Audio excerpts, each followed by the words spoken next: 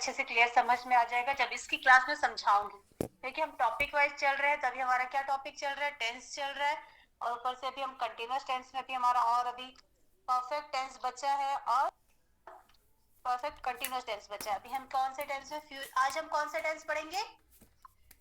Future continuous. Future continuous, very good. Future continuous क्या होता है? सिंपल सी बात है, अभी आपने किया नहीं है, जो हुआ नहीं है, कि अभी आप कर नहीं रहे हो, जो होने वाला है। मतलब आज शाम को या रात को होने वाला है, या फिर कल होने वाला है, या फिर इन फ्यूचर कभी भी वो काम होने वाला होगा। अभी आपने किया नहीं है, ये काम होगा। तो सिंपल से इस सेंटेंस का रूल हम एक देख, सिंपल रूल में जो बना के हम रखे हैं, इसका रूल क्या है? रहा होगा, रहूंगा, रहे होंगे, है ना? रहा होगा, रहूंगा, रहे होंगे। रहा रही रहे के साथ गागेगी, सिंपल सी वर्ड है, सिंपल सा एक हिंदी का समझ लेना। रहा रही रहे के साथ रहा रही रहे के साथ गागेगी, गाना गा लेना, गागेगी, बस याद आ जाएगा, लास्ट में गागेगी लग गया। बस हमको ये बात समझ में आ जाना चाहिए कि ये फ्यूचर टेंस है। गागेगी लगा मतलब फ्यूचर टेंस है। था, थे, थी, था तो पास्ट टेंस था। है, हूं, है तो प्रेजेंट टेंस है। इस बात को हमको हमेशा समझना पड़ेगा। अब फ्यूचर कंटिन्यूअस टेंस का रूल क्या है? सिंपल सी बात है, शैल विल लिखा है मैंने, बस अब एक याद रखना कि मुझे विल नहीं लगाना, शैल नहीं लगाना है, मुझे शैल भूल जाना है। ठीक है, स्पोकन में मैं तुम लोग को इसलिए यहाँ पे शैल और विल लगा के देती हूँ, लिख के देती हूँ, कि तुम लोग कहीं रिटर्न इंग्लिश में कहीं कंफ्यूज ना हो जाए, या कहीं कोई बताए तो तुम लोग ये ना बोलो अरे मैम ने तो गलत बताया था, हमें केवल विल लगाना बताया था, यहाँ तो शैल भी बता रहे हैं। नो प्रॉब्लम, शैल भी हो सकता है, विल भी हो सकता है, there is no problem in this. आपको बस ये समझना है कि शैल और विल दोनों ही में से आपको बस एज अ मॉडर्न इंग्लिश, अगर आप मॉडर्न इंग्लिश पढ़ रहे हो तो केवल विल का यूज कीजिए, और कोई मत यूज कीजिए। शैल विल का कंसेप्ट प्रॉब्लम ही खत्म आपका। तो यहाँ जैसे subject plus will plus be plus main verb में आईएनजी हो गया। Shall will, shall plus will plus be, हमेशा याद रखना बी लगेगा। अगर कभी भी वर्ब में आईएनजी लगा रहे हो तो बी लगेगा शैल विल के साथ। हम मतलब विल बी शैल बी बोलते हैं, subject plus will be plus main verb में आईएनजी। अब मैंने विल प्लस बी इसलिए लिखा कि तुम लोग को कंफ्यूज ना हो, जब नॉट लगाना हो तो कंफ्यूजन ना हो, उसके लिए मैंने तुम लोग को विल बी एक साथ नहीं लिखा है। जब हमको नेगेटिव सेंटेंस बनाना हो तो सब्जेक्ट प्लस विल नॉट, मुझे ये रूल पता है कि थर्ड प्लेस में नॉट लगेगा, तो subject first, will second, not third place में, plus be plus main verb में आएंगे। बी नॉट नहीं होगा, will not be, won't be, shan't be. अब जब भी ये बहुत बड़ा गलत मिस्टेक होता है, ये छोटी सी गलती है जो बहुत बड़ी मिस्टेक बनती है हमारे से, जब हम इंग्लिश स्पोकन हो या रिटन इंग्लिश हो, जब भी हम इंग्लिश पढ़ते हैं ना तो हम बी नॉट लगाने बहुत कंफ्यूज होते हैं। नॉट क्या करते हैं हम बी के साथ लगा, be not, will be not, will be not, will be not बोलते रहते। But always remember my one rule कि हमको थर्ड प्लेस में नॉट लगाना है। Subject will not be, will plus not, won't, will plus not won't, condensed form won't आप बोलेंगे। इसी को अगर नेगेटिव इंट्रोगेटिव बनाना है तो will plus subject plus be plus main verb में आएंगे। बी नहीं हटेगा, हम हेल्पिंग वर्ब को तो स्टार्टिंग में लाएंगे, be is also a helping verb. Helping verbs के बारे में जब पढ़ेंगे तो वो चीज समझ में आ जाएगा आपको। अभी हम केवल टेंस पढ़ रहे हैं इसलिए हम इसको देख रहे हैं। जब हम अलग से पार्ट्स ऑफ स्पीच की क्लासेस में लूंगी उसमें तुम लोगों को सारा चीज समझ में आ जाएगा वर्ब्स के बारे में। अभी हम ये देख रहे हैं ये हेल्पिंग वर्ब है, इसको सेंटेंस के स्टार्टिंग में ले आए, plus subject plus be plus main verb में आईएनजी। आईवी के साथ भी विल लगाना है, स्पोकन इंग्लिश में विल लगाना है, रिटन इंग्लिश में शैल लगाना है। Always I am telling you कि I am telling you always कि विल कहाँ लगाए, विल लगाना है, विल लगाना है और विल लगाना है। फ्यूचर टेंस में विल लगाना है। रिमेंबर दिस, एकदम इस बात को अपने माइंड में सेट कर लो कि मुझे फ्यूचर टेंस में विल यूज करना है। I have to use will in future tense.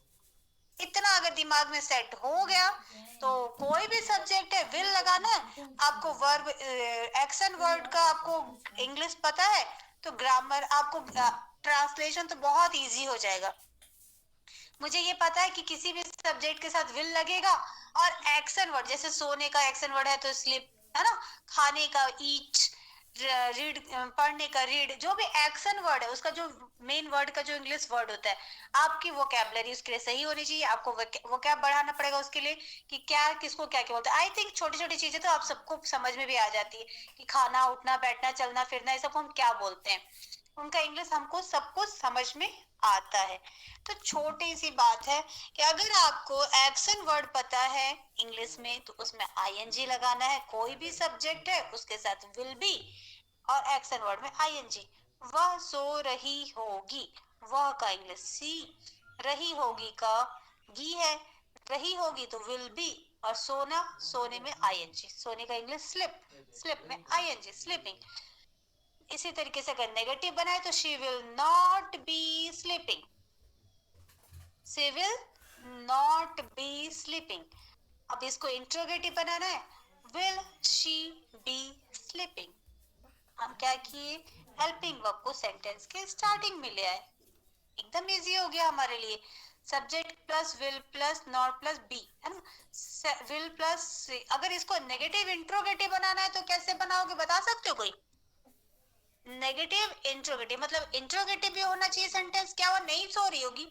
अब मैंने क्या वह नहीं सो रही होगी मतलब मेरा सेंटेंस में क्वेश्चन भी पूछ रहे हैं और नेगेटिव भी है, इंट्रोगेटिव भी है एंड नेगेटिव भी है, नहीं भी लगा तो उसको कैसे करोगे बताओगे कोई? Can you speak, can you से? Will she not be sleeping? Very good, will she not be sleeping, क्योंकि ऐसे में आपको बस विल को स्टार्टिंग में ले आइए, सेंटेंस सेम इट इज। तो क्योंकि बी के बाद नॉट मत ले जाना कि हेल्पिंग थर्ड प्लेस पे मैडम नॉट बोली, तो ऐसे नहीं, थर्ड प्लेस पे ही वहां भी नॉट लग रहा है, विल शी नॉट, वहां भी थर्ड प्लेस में लग रहा है, बी के बाद नॉट नहीं लगेगा, will she not be sleeping. Very good.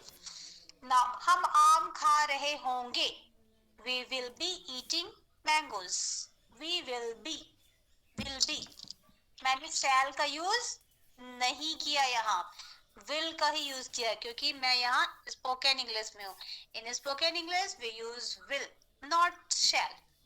Okay, will, we will not be eating mangoes, will be, will we be eating mangoes.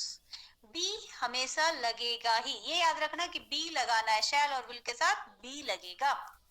अब चलो इसको ट्रांसलेट करें फटाफट हम, क्या कुछ किसी को समझना है इसमें तो बताओ। सब कोई समझ में आ गया है कि इसमें कोई कंफ्यूजन है किसी को? हाँ,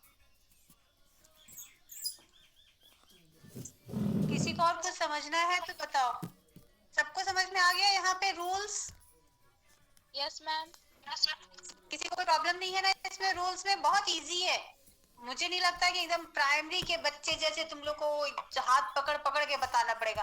बिल्कुल, अब तो अपने माइंड को ऐसा सेट करो कि हम सुने और हमको समझ में आ जाए। बी ग्रोन अप चाइल्ड, है ना, आप लोग ग्रोन अप हो जाइए, एकदम बड़े हो गए हो, मतलब एकदम बड़े भी नहीं बोल रही हूँ, you are still in age of कि आपको दूसरों की बात सुननी चाहिए, but for understanding these things you are grown up. अब आप थोड़े बड़े हो चुके हो, इतने बड़े हो चुके हो कि अगर आपको कुछ बोला जाए, इस तरीके से बोला जाए कि आप एक बार में समझ सकते हैं, इस तरीके से आपको समझना पड़ेगा।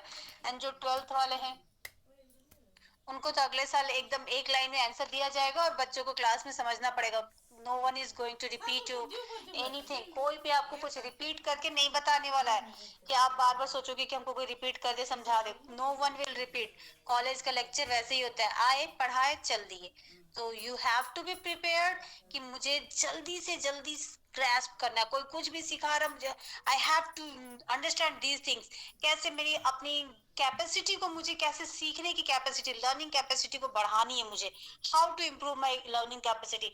For that you have to read, to learn anything. आपको बहुत ज्यादा रीडिंग कैपेसिटी बढ़ानी पड़ेगी, जितना रीड करते जाओगे ना बार बार उतना आपकी कैपेसिटी बढ़ेगी जल्दी जल्दी करने की।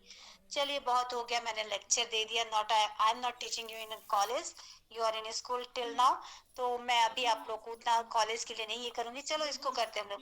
रेल आ रही होगी। Train will be coming. Train will be coming. Very good. Akash Train पतंग will नहीं। be coming. वेरी गुड, सब बोलिए, सब आज अच्छा लग रहा है, सब बोल रहे हैं। आकाश पतंग नहीं उड़ा रहा हो। Akash won't Akash be flying a kite. हाँ, want be है ना, will not be बोल के Will क्या not flying kite. Hmm, Will be not आप flying kite. Will be not नहीं बोल के आप क्या बोलोगे मालूम है? वांट। क्या बोलोगे जब आप Want. स्पोकन बोलोगे तो? वांट, ठीक है ना। आप विल बी नॉट नहीं विल नॉट नहीं बोलोगे, वांट बोलोगे। स्पोकन इंग्लिश में आप वांट बोलोगे, ठीक है ना। हमेशा वांट का यूज करना है स्पोकन में। क्या अंजलि किताब पढ़ रही होगी? Will Anjali Will Anjali be reading the reading book? Very good. Will Anjali be reading the book. Sumit mobile नहीं बेच रहा होगा। Sumit won't be will not want selling mobile.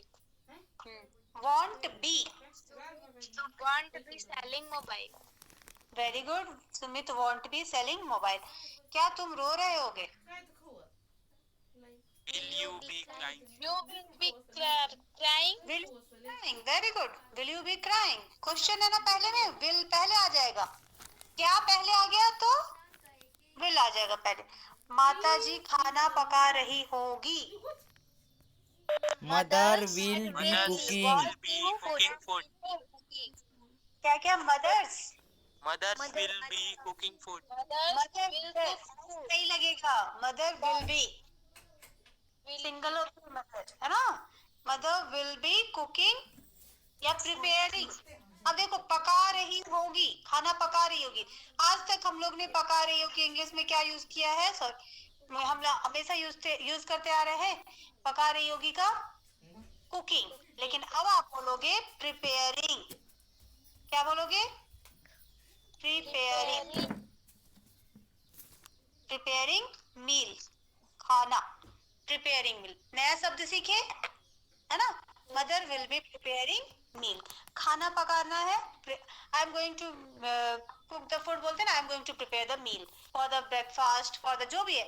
लेकिन ये थोड़ा एक नया अच्छा लगता है सुनने में। अच्छा लगा कि नहीं बताओ ये वर्ड सुनने में? कुक से अच्छा प्रिपेयर बोलना, प्रिपेयरिंग मील, है ना। Mother will be preparing meal.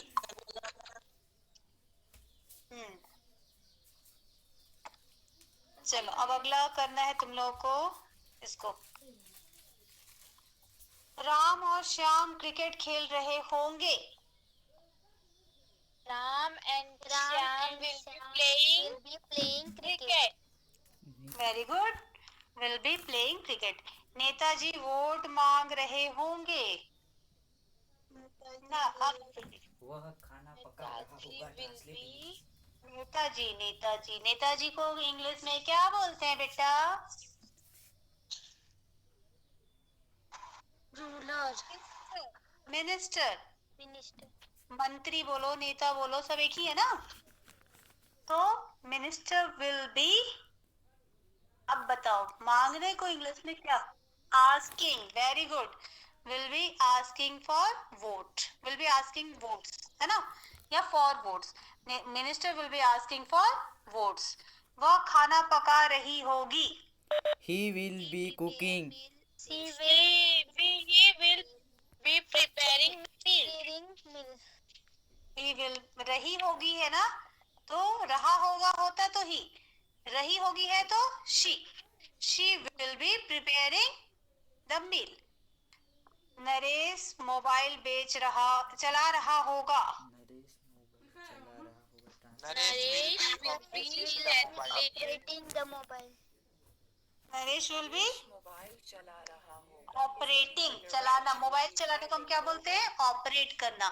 Naresh will be operating mobile, या फिर यूजिंग मोबाइल भी हम बोल सकते हैं। पेरेंट्स विल बी यूजिंग रही मोबाइल होगी और translate ऑपरेटिंग में। मोबाइल। अगर आपको सिंपल लैंग्वेज में बोलना है तो यूजिंग बोल दीजिए, अदरवाइज हम इसको ऑपरेटिंग मोबाइल बोलते हैं। रेल दिल्ली से आ रही होगी। The train will The be train coming will be from coming Delhi. Coming from Delhi. Coming from Delhi. Very good. वह आज वह सब्जी आज बना सब्जी रही बना होगी। She was She will preparing vegetable. will She will be Will preparing be vegetable today। आज को कब बोलोगे? लास्ट में बोलोगे, today. She will be preparing vegetable today. Okay, वह किताब पढ़ रही होगी। She will reading book. she will be reading book. She will be reading book. हम सोमवार को मूवी देखने जा रहे होंगे। We will Where go to see a movie on Monday. watch the Very movie on Monday.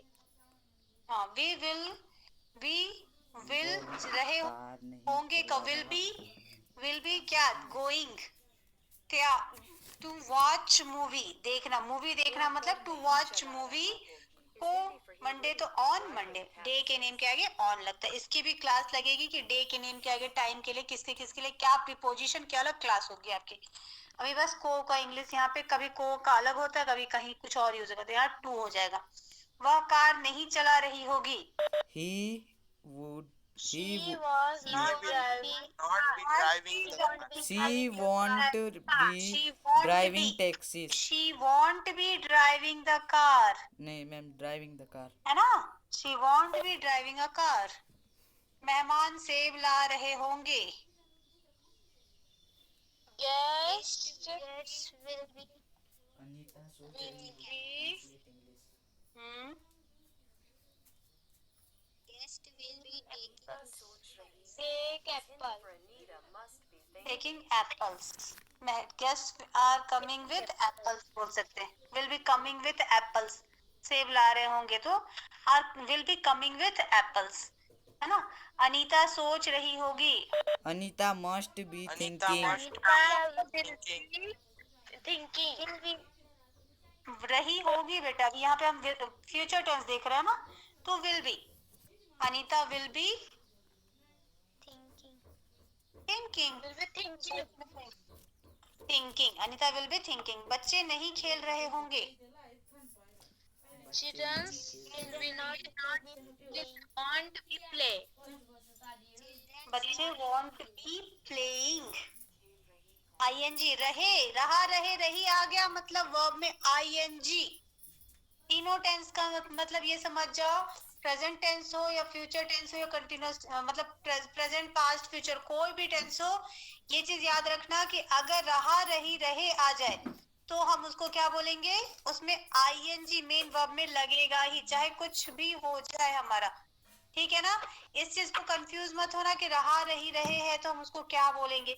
रहे है तो आंख मूंद के इस बात को याद रखो कि मेन वर्ब में आईएनजी लगेगा।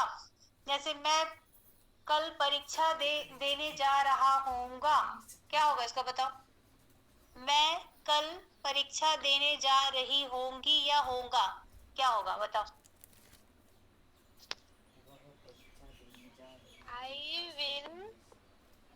I will go to I will be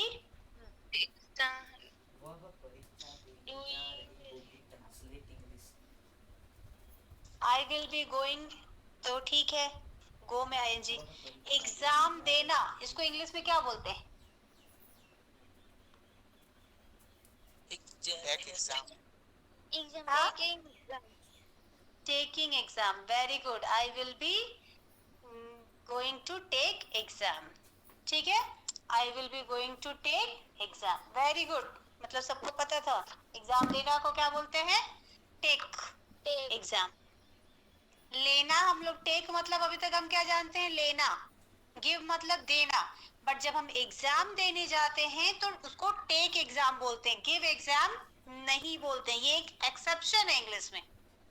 clear है ना सबको कि ये एक एक्सेप्शन है कि आप किसी एग्जाम को, जब हम गिव मतलब होता है देना, टेक मतलब होता है लेना, बट आप एग्जाम देने जाते हैं, पेपर देने जाते हैं, तो उसको हम टेक एग्जाम बोलते हैं, ना कि गिव एग्जाम बोलते हैं उसको। ओके, अब चलो आज कुछ डेली यूज के वर्ड्स ले लेते हैं। उसका तो शायद कट गया है। फरी फ्यूरी मतलब कहर होता है, जहाँ बोलते हैं ना कोई कहर, जैसे किसी पे गिरना, बरस जाना, उसको फ्यूरी मतलब वो कहा जाता है, कहर बरसाना। जैसे आजकल बारिश, मुंबई की बारिश के बारे में न्यूज में सुने हो तुम लोग? अभी सुन रहे हो कि नहीं सुन? Yes, ma'am. उसको हम बोलेंगे monsoon mayhem. This is now monsoon mayhem in Mumbai. This is Mumbai is suffering from monsoon mayhem. Monsoon mayhem caused so much destruction. In Mumbai there is monsoon mayhem. Mumbai में मानसून की तबाही हो गई, बारिश से पूरी तबाही हो रही। कितने लोग मर रहे हैं ना, कितने सारे लोग मर गए कि नहीं मर गए, है ना? मुंबई सबमर्ज्ड, डूब गया है। मुंबई सबमर्ज्ड। फ्यूरी, मुंबई में कहर बरस रहा है। कहर हिंदी का कहर, कट गया है वो फ्यूरी का। तो मेरी हिंदी की राइटिंग भी मत जाना, एक तो इसमें लिखने भी नहीं हो रहा है मुझे हिंदी में। I am really very bad in Hindi writing. Okay, देख तो रहे होगे हिंदी की राइटिंग मेरी, इसमें भी है ना, मेरी हिंदी की राइटिंग बहुत बेकार है, मैं उसमें बोल ही नहीं सकती। तो कहर बरसाना बोलते हैं ना। तो अभी जो मुंबई में बारिश हो रही है ना, तो कहर बरसा रहा है। Rain is fury for Mumbai. Mumbai is causing fury in Mumbai. Rain is causing fury in Mumbai. Mumbai में कहर बरसा रहा है बारिश। मुंबई में बारिश जो है वो कहर बरसा रहा है। Mumbai is submerged in today. Mumbai is submerged due to monsoon. Due to rain, Mumbai is submerged, डूब गया है। मुंबई का ही एक एग्जाम्पल लेकर के मैं 2-3 को बता रही तुम लोग को, समझ में आया? मुंबई अभी जो है ना, हम बोल सकते हैं डूब गया है अभी बारिश में, है ना, सबमर्ज्ड। उसके बाद है grim. This is very grim, about 200%, बहुत दर्दनाक है ना कि 200 लोग मर चुके हैं। दिस इज ग्रिम टू से 200 peoples have died because of fury in Mumbai. Mumbai में जो कहर, because of monsoon mayhem. Monsoon की जो तबाही हुई है उसके कारण बहुत दर्दनाक हुआ है कि 200 लोग, 200 पीपल्स आर सबमर्ज्ड। देखो मैं यही चारों वर्ड को लेकर के एक सेंटेंस बना दी, बिकॉज ऑफ। देखो फिर से बता रही हूँ कितना इजी है ये, मतलब इस चीज को समझने के लिए। अभी हम टुडेज के एग्जाम्पल में, आजकल के एग्जाम्पल को लेकर के हम बोल रही हूँ मैं।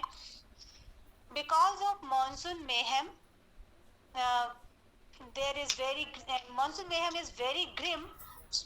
So many, about 200 people are submerged. Monsoon is carrying fury in Mumbai. मैंने एक पैराग्राफ बना दिया इसके ऊपर कि मॉनसून की तबाही के कारण बहुत दर्दनाक हुआ, 200 लोग मर गए, 200 लोग डूब गए। It causes grim and fury. It causes, ये कहर बरसा रहा है, मॉनसून जो है वो कहर बरसा रहा है यहाँ। Now stammer मतलब क्या होता है? कुछ लोग देखना हकलाते हैं,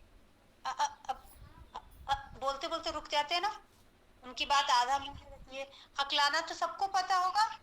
भाई अब तुम किसी टीचर के पास जाते हो, बड़ा, अगर इसका म्यूट नहीं है mic, I think he is disturbing us. He or she is disturbing. इसका माइक स्टार्ट है भाई। अब जब तुम लोग किसी के पास, किसी बड़े व्यक्ति के पास खड़े हो या कोई गलती हो जाती है तुमसे, तो तुम हकलाते हो ना, why you are stammering? जैसे अगर तुम रुक रुक के कोई बात बोलते हो तो हम लोग बोलते हैं ना, why you are stammering? He is stammer. I stammered. मैंने रुक रुक के मैं बोलना शुरू किया। जब आप बहुत डरे हुए होते हो, उस सिचुएशन में जब आप बात करते हो, दैट इज कॉल्ड स्टैमर या हकलाना। हिंदी में उसको हकलाना भी बोलते हैं। बहुत सारे बच्चे ऐसे होते हैं जो हकलाते हैं। और एक चीज अगला है आपका स्टटर, स्ट्यूटर। क्या है? स्ट्यूटर। स्ट्यूटर का मतलब होता है तुतलाना। ये तो मुझे लगता है लगभग से सब करते हैं। अगर तुम्हारे घर में कोई छोटा बच्चा होगा तो वो हम क्या बोलते हैं, आजा बेला बेबी मेला, मेरा को मेला, आप तो खाना थाएगा, उसको ऐसे बुलाते हो कि नहीं बुलाते हो, आता मेरे पास, ऐसा करके बोलते हो। तुम भी तोतलाते हो उसके साथ, बच्चा तोतलाता नहीं है लेकिन बड़े देर तोतला लेते हैं उसके साथ, होता है कि नहीं होता है? अब आप बोलोगे मुझे होता है ना सबके घर में ये चीज, तो अब आप बोलोगे आई लाइक हिज स्टेटर, मुझे उसको तुतलाना बहुत पसंद है। वाई आर यू स्टटरिंग, है ना, तुम क्यों तुतला रहे हो अपने फ्रेंड या अपने किसी को बोल सकते हो तुम क्यों तुतला रहे हो, वाई आर यू स्टटरिंग, तुम क्यों तुतला रहे हो। तो मतलब तुतलाना, जब बच्चे के साथ हम बात हंसी में, छोटे बच्चे जो बोलते हैं, that is called stutter. His stutter is very sweet, उसकी तुतली बोली बहुत अच्छी लगती है, जो तुतला कर बोलता है बहुत अच्छा लगता है। His stutter talk is very sweet, बहुत मीठा बोलते हैं, तुतला के बोलती है। तो बहुत सारे बच्चे ऐसे होते हैं घर में जब बोलते हैं तो हम लोग उसको बहुत पसंद भी करते हैं, तो वो स्टूटर मतलब तुतलाना। ठीक है, मैं वर्ड मीनिंग पूछूंगी कल, कल तो नहीं लूंगी क्लास, मंडे ये सब की मीनिंग दूंगी। लगभग से मैं 42 वर्ड्स दे रही हूँ, इतने दिनों में मैंने दिया है, इसको मैं भेजूंगी भी, ग्रुप में नहीं भेजी हूँ, तो मिला करके उन सबको एक जगह लिखना, वर्ड मीनिंग्स वाले अलग एक जगह लिखना तुम लोग। नेक्स्ट है सीक, मतलब तलाश करना। हाइड एंड सीक खेलते थे बचपन में, छुपन छुपाई खेलते थे कि नहीं? बचपन में हाइड एंड सीक खेलते थे।